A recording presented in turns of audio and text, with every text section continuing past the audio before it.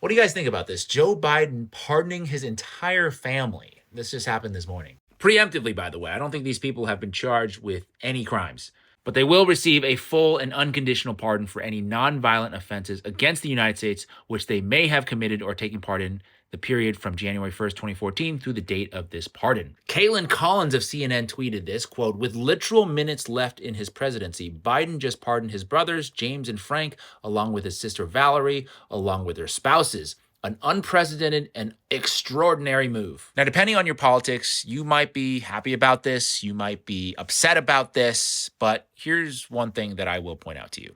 And here it is.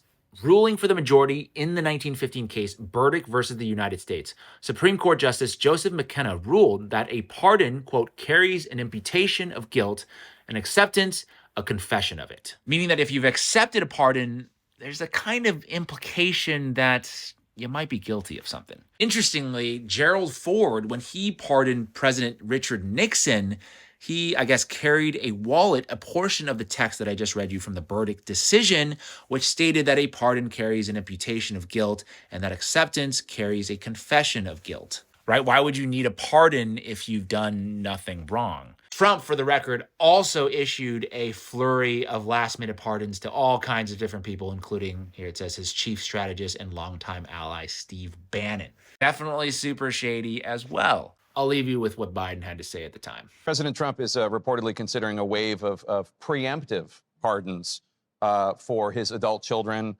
and for Rudy Giuliani. He's also floated the idea in private conversations, according to our reporting, of possibly pardoning himself, which he insists he has the power to do, though that has never been litigated. Does this concern you, preemptive pardons?